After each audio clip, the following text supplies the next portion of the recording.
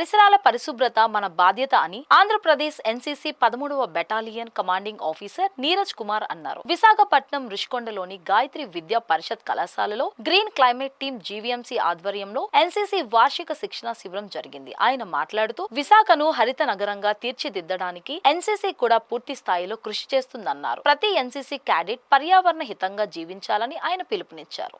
GVMC chief medical officer doctor ENV Naresh Kumar మాట్లాడుతూ నగరంలో మెరుగైన పారిశుద్ధ్యం కోసం తాము చేస్తున్న కృషిని వివరించారు. కాలువల్లో చెత్త వేయడం వల్ల జరిగే అనర్థాలు వివరించారు. విద్యార్థులు చెత్త నిర్వహణ గురించి నగరంలోని ప్రజానికానికి అవగాహన కల్పించేందుకు కృషి చేయాలని కోరారు. అనంతరం GVMC SRU program manager doctor Swapna మాట్లాడారు. ఈ కార్యక్రమంలో గ్రీన్ క్లైమేట్ టీం కార్యదర్శి జేవి రత్నం, గ్రీన్ వాలంటీర్లు పాల్గొన్నారు. We have to be more careful. In the same series today, we are actually very fortunate that we have got again a very highly dignitary with us, which is Chief Medical Officer of Visakhapatnam, Dr. Naresh Kumar Garu sir, who is here with us and his team,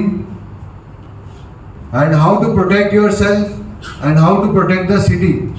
How to clean the city and where all things you have to take care when you see something wrong in surrounding you. So I would like all of you to please take interest and understand what he will be telling you. సిస్టంలోకి తీసుకురావడానికి అంటే మీ ఇంట్లో generate అయ్యే చెత్త, అలాగే షాపుల్లో నుంచి వచ్చే చెత్త, ఇదంతా కూడా మా పారిశుద్ధ్య కార్మికుల ద్వారా కలెక్ట్ చేసుకొని బండిలో వేసుకొని అదంతా ప్రాసెసింగ్ ప్లాంట్స్ ఉన్నాయి. మీకు కాపులపాడులో ప్రాసెసింగ్ ప్లాంట్స్ ఉన్నాయి. వేస్ట్ ఎనర్జీ ప్లాంట్ అని, బయోగ్యాస్ ప్లాంట్ అని, అలాగే మనకి మెడికల్ వేస్ట్ ప్లాంట్ అని, ఇలా చాలా ప్లాంట్స్ ఉన్నాయి. ఆ ప్లాంట్స్లో ప్రాసెస్ చేసి అక్కడ ఎలక్ట్రిసిటీ ప్రొడ్యూస్ చేయడం, లేదంటే ఈ CNG compressed natural gas produce చేయడం, ఇవి చేస్తాం. అంటే మీకు ఎందుకు ఇదంతా చెప్తున్నానంటే, మీరు ఒక కాలువలో ఒక కాగితం వేసారనుకోండి, ఆ కాగితాన్ని ఈ సిస్టంలోకి తీసుకురావడానికి ఎంత కష్టపడాలో మీరు ఆలోచించండి. అదే కాగితాన్ని మీ జేబులో పెట్టుకొని దగ్గరలో ఉండే డస్ట్బిన్లో వేసారనుకోండి, అది సిస్టంలోకి వచ్చేస్తుంది. ప్రతిరోజు ఆ డస్ట్బిన్లో ఉన్న చెత్తని బండిలో వేసుకొని ఆ బండిలో ఉన్న చెత్త ప్లాంట్కి వెళ్తుంది. కాబట్టి మీరు వేసిన చెత్త చక్కగా ప్రాసెస్ అయిపోద్ది. డిజాస్టర్స్ కోసం మీరు విన్నారమ్మా, విపత్తులు అంటారు, చాలా రకాలు ఉంటాయి. సో అవి న్యాచురల్ అయినా అవ్వచ్చు, మ్యాన్ మేడ్ అయినా అవ్వచ్చు.